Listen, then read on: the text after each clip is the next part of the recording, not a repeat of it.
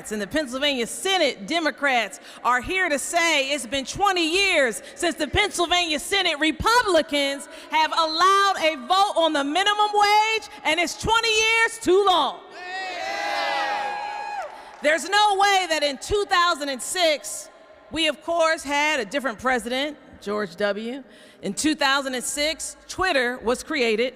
In 2006, I graduated law school. In 2006, gas was $2.50. In 2006, you could get a gallon of milk for $2. In 2006, you could get diapers for $3. In 2006, I still ate cereal, Senator Hughes, and it was 2 for $4. But in 2026, every price has gone up. We know gas is $5. We know milk is $5 for a gallon. We know one box of cereal, if you got a coupon, is $5. It's no way that workers in New Jersey and in New York and in West Virginia and in Ohio and in Maryland and in Delaware all have a higher minimum wage than the workers right here in the Commonwealth of Pennsylvania. Unacceptable.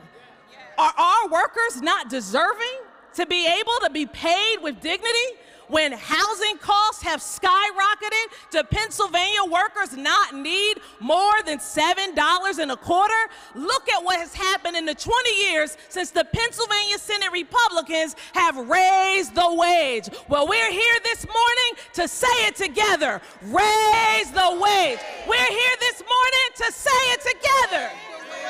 We're here this morning to say it together.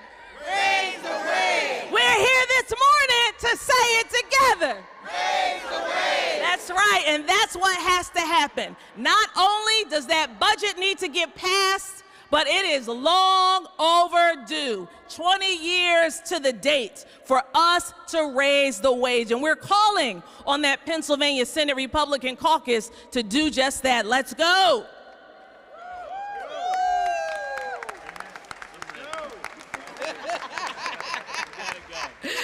Please join me in welcoming my friend in leadership. He's from across the state, around those beautiful rivers, Allegheny County's own leader, Jay Costa.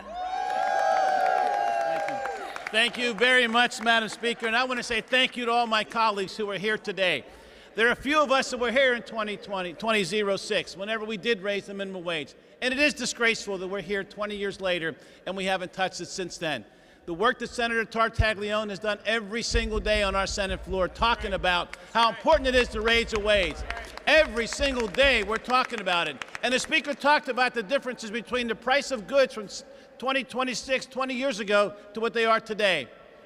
How embarrassing it is that Pennsylvania sits as one of the only states, an island among states. And let me run through those states that she mentioned in terms of what their wages are so we get an understanding of what we're talking about. New York, $16.50 an hour. New Jersey, $15.49. Delaware, $15. Maryland, $15. Virginia, $12.41. Ohio, $10.70. And even West Virginia at $8.75. But let's stop and talk a little bit about who these folks are. I know a lot of talk has been around those workers that make $7.25 an hour. But this is more than about them. This is about those workers that the Speaker talked about. The folks who this morning served me coffee at the coffee shop, who served Senate Republicans for 20 years, making sure their hotel rooms were clean and the beds were made, making sure the classrooms in the school buildings were clean, making sure that the folks who are taking care of their family members, whether it be in nursing homes or skilled living facilities, these are the people we're talking about. These are not $7.25 folks, but these are folks who are making $9 and $10 an hour. And what we have before us, and have had before us a number of times, is legislation in the Senate that has not moved, that will provide the support to these individuals to raise their wages, to ensure that they have the opportunity to make a pathway, hope that they'll continue to make resources that's going to allow them the opportunity to be able to make it somewhat of a better wage going forward. But we have Republicans in this building who for 20 years have stood in the way of the progress, stood in the way of making certain the folks I talked about.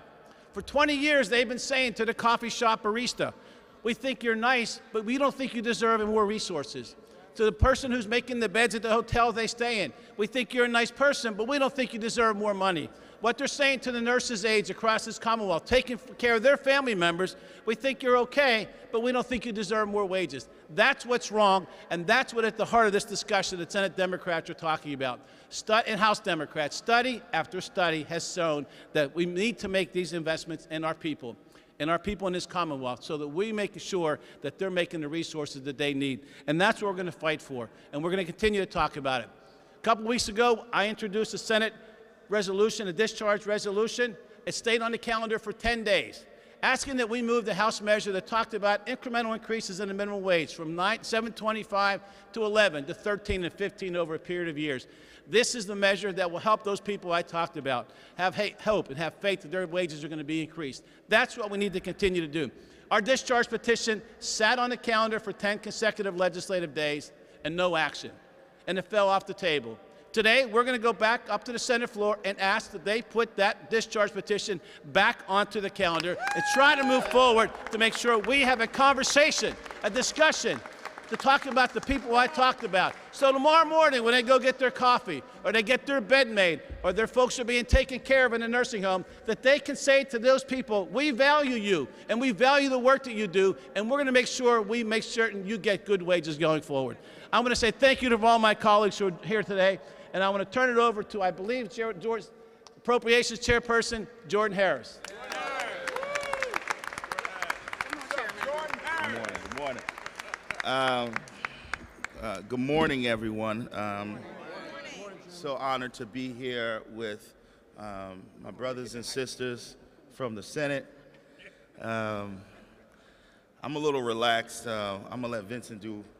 I'm going to save my voice, Vincent. You go ahead and. Vincent will take us to the top. So y'all, we win. All right. As said, I'm Representative Jordan Harris. I have the pleasure of serving my constituents in my community in the 186th District and Commonwealth as the Majority Chairman of the House Appropriations Committee. I'm so glad literally to seriously be here with both House and Senate Democratic members. And while I'm happy to be here with my colleagues, it is annoying as hell of why we have to be here. We're here today because Pennsylvania workers have waited long enough. 20 years is way too long for us to have to increase the minimum wage. And I want you to just understand how long 20 years is. 20 years ago, MySpace was the biggest thing on social media. Everybody was wondering who was in their top 8 back in MySpace. Facebook had just opened up, Twitter had just launched, and seen its very first tweet. 20 years ago, many of us were still texting on a flip phone. And some of y'all, 20 years ago, had that Nokia phone, and the only game you could play was that game called Snake. Y'all remember Snake on that phone? That was actually kind of fun. I ain't gonna lie to you. That game could have you in a chokehold for hours. You didn't just put the address in your GPS and it said turn right, turn left. You had to go to a thing called MapQuest and print out the directions. Oh, don't nobody know what I'm talking about? Okay, all right. Now, I'm not going to talk about some of the other activities some of us did with this thing called LimeWire, where we would download songs and burn them onto our own CDs. I think the statute of limitation ran out on that one. And 20 years ago, Jay-Z released an album called Kingdom Come. On that album, he had a popular song called Show Me What You Got.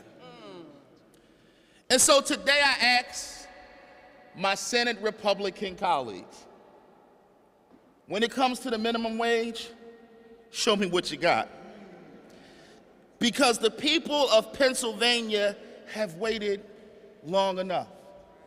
If you don't like our bill, fine. Show me what you got. If you don't like the motion and how we're raising the minimum wage, that's cool. Show me what you got. But what you can't do is continue to strangle the workers of Pennsylvania by keeping them at this abominable minimum wage. The fact that we have to stand here today to talk about this, quite honestly, is ridiculous. Everything has changed in the last 20 years. The economy has changed, technology has changed, the price of gas has changed, the price of eggs have changed, the price of bread have changed, the price of owning a home in this country and in this Commonwealth has changed. And many of us, 20 years ago, had more hair. I didn't say no names. I ain't say no names. But a lot has changed in 20 years. But you know what hasn't changed? The damn minimum wage in Pennsylvania. And so look, everybody knows that this is ridiculous. Everybody knows that. They know that. And at this point in time, I don't know who we're standing up for by not raising the minimum wage. That's right. Because this is ridiculous.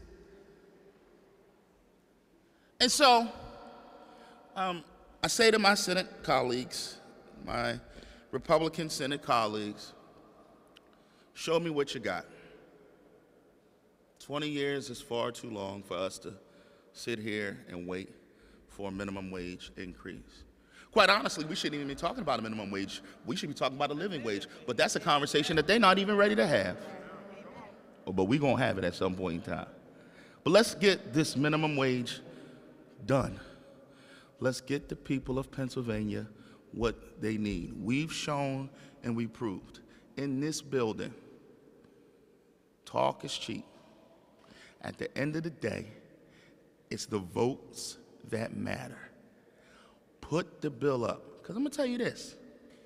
There's 26 votes in that chamber to raise the minimum wage. Okay? Don't let anybody fool you. There's 26 members of the state Senate that will vote to increase the minimum wage. Republican leadership just needs to put the bill on the floor and show us what they got. All right? She went over to the upper chamber. She wanted to be a member of the House of Lords, I guess. This is my classmate and my friend, the senator from this area, Senator Patty Kim.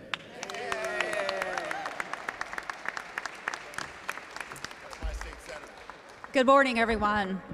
Thank you for joining us today. When I hear the word anniversary, I get reminiscent, and we've had some leaders talk about what happened 20 years ago. But for me, when I was a freshman in 2014, I was able to introduce a minimum wage bill that was backed by my House caucus back then, and I was so excited as a little freshman. I was like, 1 in 3 people in my district live in poverty. This is going to solve the problems. I'm going to push it, push it, push it until it passes and get something done. Didn't work. I was at a press conference. Next to me was Representative Joe Markozik. You guys remember him? Representative Frank Dermody. You remember him? They left. It's been so long. They've retired. And during that time, oh man, I started something. I apologize. We're going to focus on minimum wage. So, in the last 12 years, trying to push a minimum wage, I've heard so many excuses from the Republicans. Oh my gosh, it's been so long. They told me $10.10 were too much, Patty.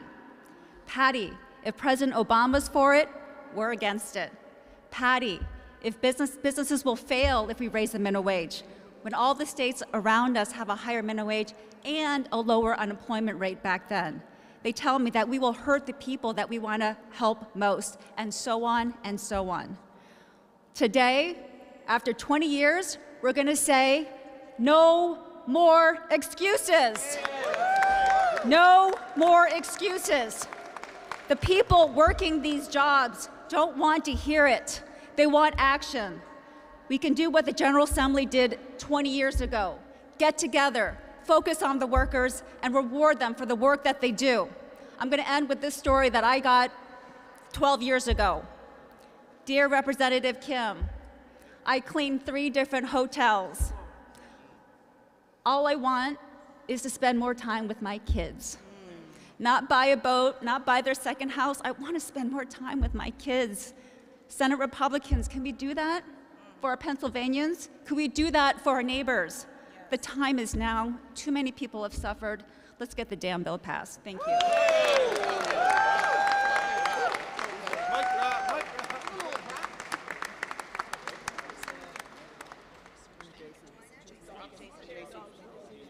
Okay, I'm sorry. Jason's next. All right. Well, good morning. I think we've all heard why a minimum wage is required. I've started this bill back, as the Senator mentioned as well. I remember being at that press conference in that church right down the street where we called for action. When folks back then couldn't afford the groceries, when folks back then were trying to make ends meet, when folks back then was calling on us to do something about the minimum wage. Far too long, the excuse in this building, if you raise the wage, you push out businesses. We have yet to see any truth in that statement. And I'm gonna give you a clear example of when we were able to measure just that. COVID, I remember we were having this argument, urged big brand stores. If you do this, we're going to close and we're going to move out of your state. Who wants to know what happened? They run the line to pay people $15 to come back to work. That same year, they had record-breaking profits in those same stores. So if you want to raise your revenue, you have to raise the wage. Because when you raise the wage for the least of these, you rise all of this in this nation. And I hear our folks on the other side complain about things like, wait. Let's check. We've been increasing everything that supports business making more money while the actual worker makes less. How is it possible in this state that we have created more millionaires and billionaires while poverty number continues to creep up? Separation and separations. But in order for us to stand here and be elected by that same group of people, we have to make sure we are demanding a change in their wage, because we can no longer continue to pass a budget that does not include the very folks who sent us here to serve. Those days are long past gone. And more importantly, if you measure who needs the actual increase the most, is the ones that's being represented by those who are holding it up. They need to take a look in their own backyards and realize that those folks in those pantry lines are your neighbors. Those folks who are looking for a subsidy are your neighbors. So for me, I want to make sure that we have all Pennsylvanians have the decency to go to work and be able to take care of their families, have the decency to put food on the table, have the decency to not have to beg for the things that should be given to them by right. So with that, I want to thank my senator, who's been an advocate for a very long time, longer than I've been elected, and I always look to her for her leadership on this issue. So thank you, Senator Tina Tartaglione. Thank you, Rep. Dawkins. Good morning. Good morning. I wish I could say I'm happy to be here today, but I'm frustrated. Frustrated as every minimum wage worker is. It has been 7,297 days since Pennsylvania last passed the minimum wage. It is 20 years today that we passed the minimum wage. It was $5.15 and it went to $7.15. And you want to know something? You can't survive on $7.25. You can't survive on $7.25, can we? No. Let's say it. We Can't survive on $7.25. Right then, in 1995, it was $5.15 when I first came. Did my first minimum wage bill. I was all excited. 2006. It was the first bill which I was able to negotiate on behalf of the Democratic caucus. And I negotiated with at that time, Senator Joe Scarnati. And he said, you do the CPI, it's done, we're not gonna run it. I said, Joe, I hope I'm not here in 10 years begging for a minimum wage. Today it's 20. You know, we're celebrating our 250th anniversary, and we're telling everybody that America is the land where if you do everything right, you work hard, you will be able to have a family that you can raise with a living wage, you can have your medical coverage, and you can have your pension. What happened to that dream? It's gone. The Senate Republicans, they don't care, and there are votes on the other side. The polling shows 70% of all Republicans want a raise in minimum wage. So, as we go on, we have to continue to fight. You know, 20 years ago, Frank Dermody left that desk open because this was the last bill that we did, and it was about 1 o'clock in the morning. We got it done. So we are going to keep pushing and pushing until the Republicans in the Senate do what's right. It's right that our people make the same as the people in New Jersey, Ohio, Maryland, New York, West Virginia. West Virginia makes more than our people. And they keep saying the market will bear it. Nobody makes minimum wage. Talk to my single parent who has to work 3 jobs, you know, because she has to do childcare. She has to put food on the table. She's got to pay her rent. And she's got to get gas in her car so she can get to work. Can't do that. Like I said, you cannot survive on $7.25. That's right. Let's do it. Let's get it done.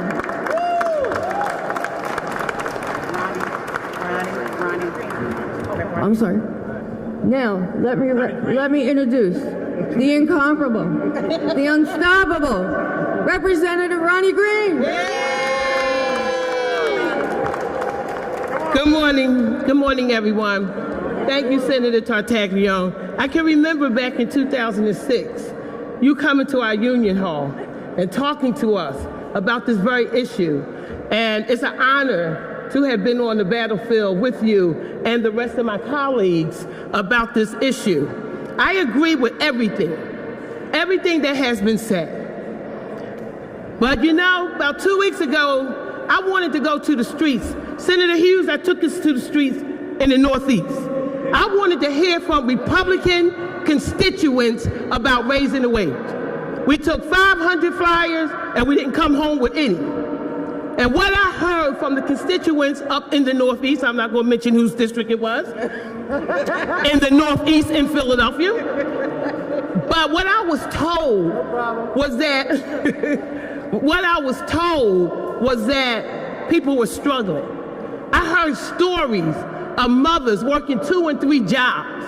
They were concerned about their adult children who are struggling, putting food on the table, paying their rent, buying gas.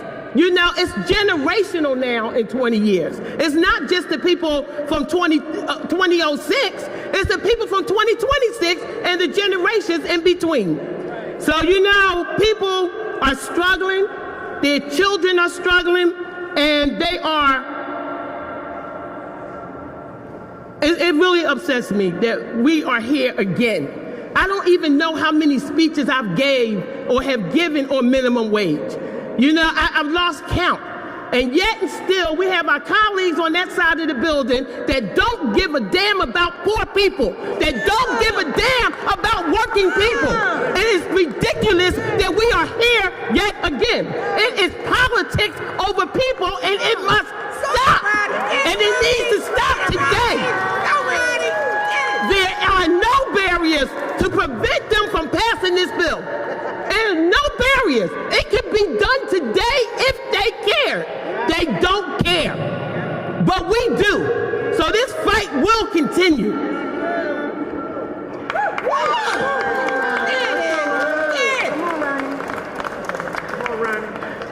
This is tangible. This is a tangible result. It is immediate. It will impact families from Philadelphia to Erie to Scranton to Chester, leaving no one behind. When we pass the minimum wage, we know that rising tides lift all boats. We are Americans. We are not asking, we are entitled to this. We are entitled to a living wage. We are entitled to a minimum wage hike. We got to do better. We have to do better. People, let's not forget what we went through in COVID and how we was going to have a better life and how we was going to live a better life. Now is the time to live that better life. Yeah. This is my message to my colleagues on that side of the building. Show up. Come to work. Do your damn job. Show up for the people that showed up for you.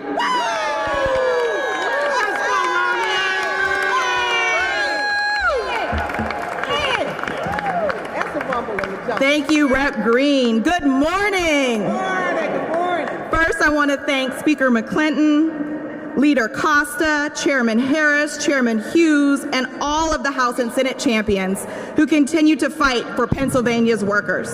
Thank you for your leadership and for refusing to give up on raising the wage.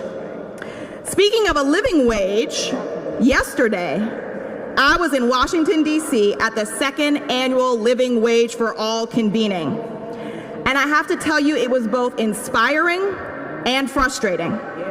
It was inspiring because I stood alongside members of Congress, workers, and advocates from across the country who are organizing around a true living wage of $25 an hour. It was frustrating because while states across the country are organizing for that living wage, today, I'm back in Harrisburg, where we're still trying to convince the Republican majority Senate to raise Pennsylvania's minimum wage to at least $15 an hour. Pennsylvania now has one of the lowest minimum wages in the entire Northeast. Every one of our neighboring states has already moved beyond $7.25. And we're falling behind not because we have to, but because we have failed to act. And today, on the 20th anniversary of the last time the Pennsylvania Senate approved legislation raising the minimum wage, we have to ask ourselves, how did we get here? Because this isn't just a debate about wages, it's about whether work should provide dignity, whether one job should be enough, whether someone who works full-time should still be living in poverty. At the Pennsylvania Policy Center, we've been challenging people to think about affordability differently, because the affordability crisis is a wage crisis.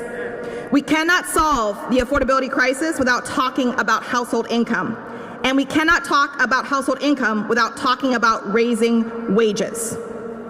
So here's the question I keep coming back to.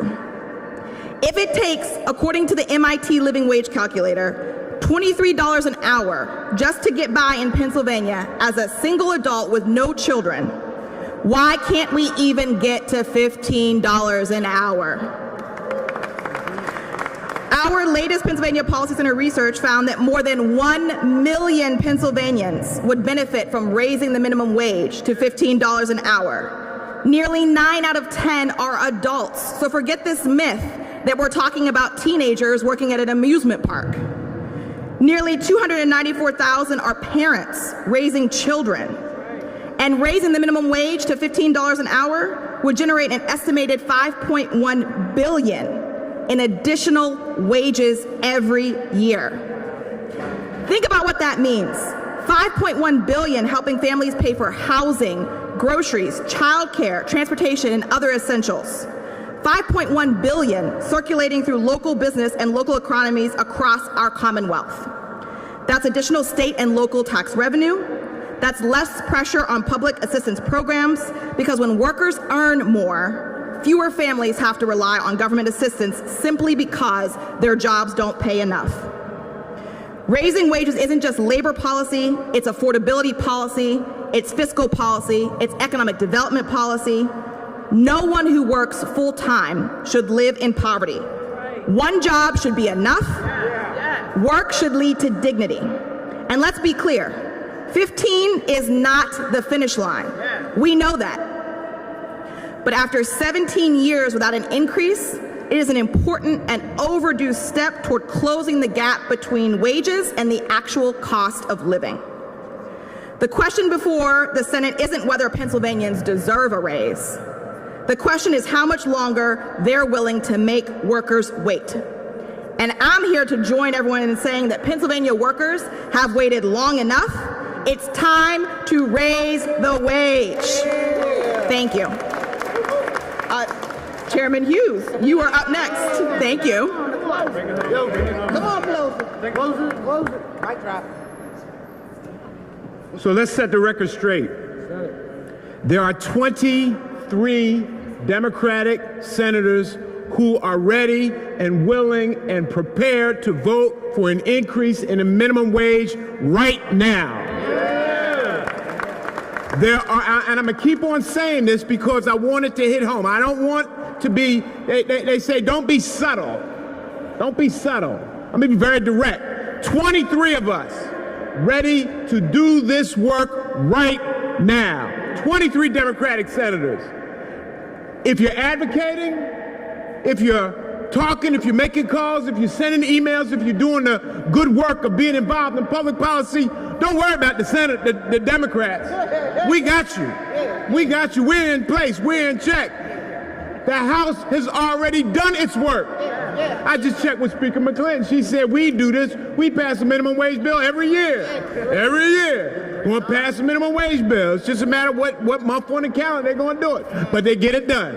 Every year. It's done. Every year. And every year, Tina Tartaglione, every year, the Senate Republicans, and I said this phrase before, and I'm going to say it again, remain the boil and the butter progress.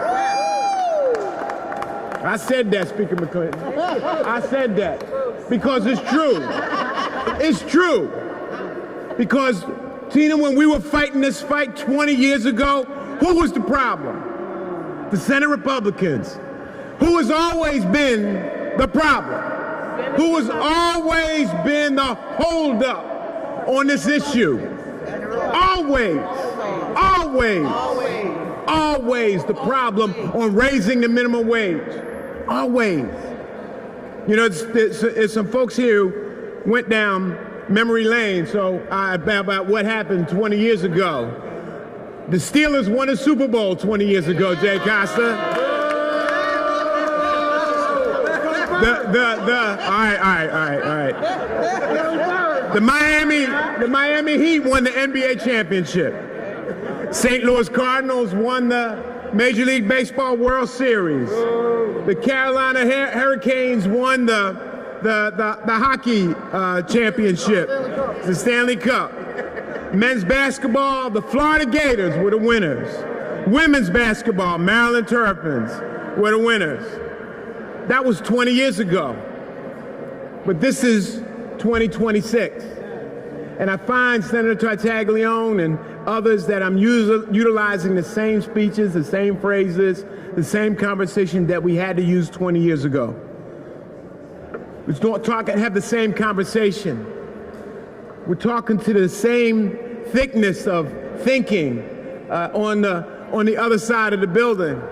We're talking to people who just said, one of my Senate Republican colleagues just said, after this issue was raised and that the microphone was put into place, said that,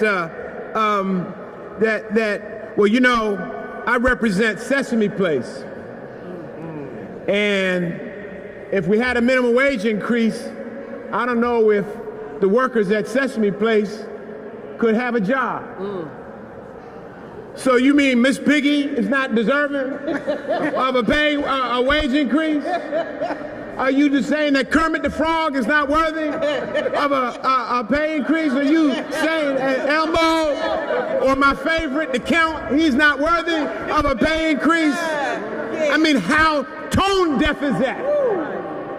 How tone deaf is that?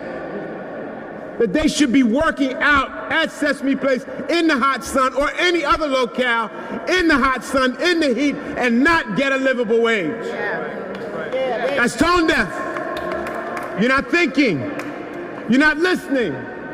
You have no heart. You're not feeling what the people are going through. It's been said a rising tide lifts all boats. But you know what? There's some boats that have anchors around them that keep them in the harbor. And those anchors are so heavy that they can't move out of that harbor. They can't get lifted up. The anchors of ignorance. The anchor of uncaring, because that's what we're dealing with here. The anchor of heartless behavior. The anchor of intolerance, of not giving a damn about what the reality is for everyday people. Why do we stand here? Why do we come here? Why do we raise our voices? Why do we try to speak truth to a power that does not give a damn about working people? Because these working people need someone to have a voice for them. That's right. These working people depend upon us every day to be their voice. And sometimes they don't even know that we're fighting for them because they're working so damn hard to make a difference in their household. They're putting money on their table, or they're trying to put money on their table. They need us to be their voice. We speak for them. We lift our voices up for them.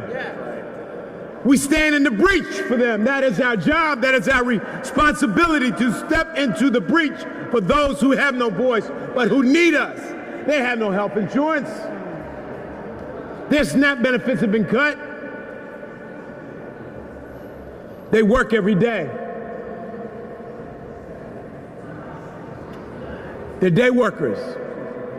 They wash the bodies of the sick, clean them down, make sure they're okay, but they don't have the livable wage.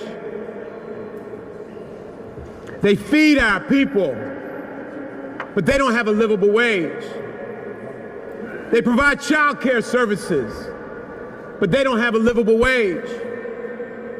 They do the hard work that most of the people in this building, if they were asked to do that job, would run away from it. Because they can't put in that kind of grind.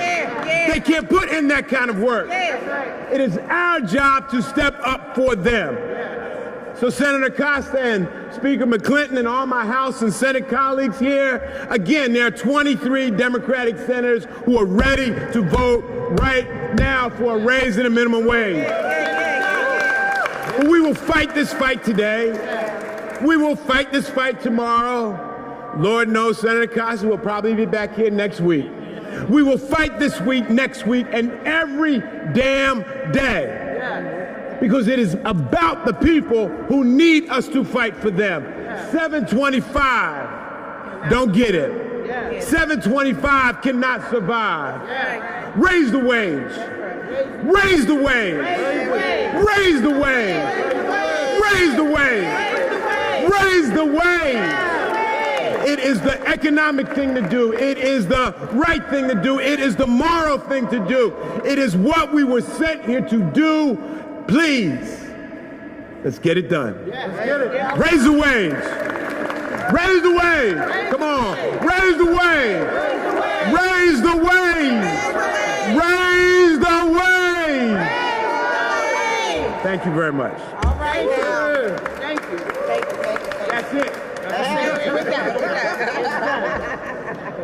So anybody has any questions? I think you know where we stand. Anybody have any questions? Thank you all very, I'm sorry, go right ahead.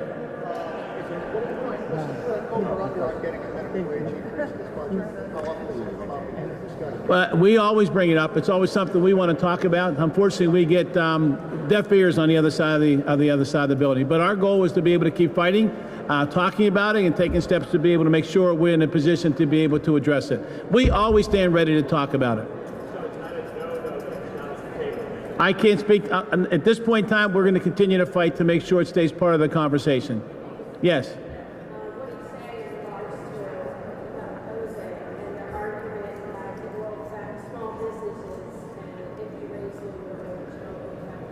So I don't believe that argument's sound, and I think I can point to study after study after study that demonstrates the myth that that our folks are talking about on the other side of the aisle, that it impacts small business, is simply not true in our view. There's study after study after study that demonstrate it helps our economy. It helps small businesses. It allows small business to pay a respectable, responsible wage that keeps folks employed, that maintains continuity with employment, and provides folks a place of peace of mind that they know they're going to make good wages going forward. It's a fallacy what they talk about, in my view.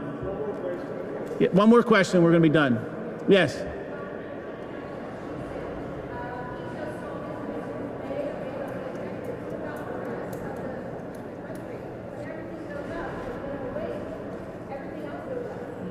I'm not just, no. Listen, we have to make a choice. Either folks are going to have to make a decision to support a minimum wage, other folks on the side of the building, to be able to counteract what's taking place through our economy right now with rising costs. And you've heard all about that. Or we can make a decision to continue to cool people down. As Senator Hughes talked about, providing them an anchor around their neck and keeping them stuck at the harbor, not making any resources, not being able to afford, and further deteriorating their life and what they're dealing with going forward every day. We have to make a choice, and our choice is, our preference is, we move forward, raise the wage over the next several years to get it to a place where people can be able to sustain their living and not to buy into some of these studies that talk about the things, how bad it's going to be going forward. Thanks, everybody. Appreciate you all being here. All right.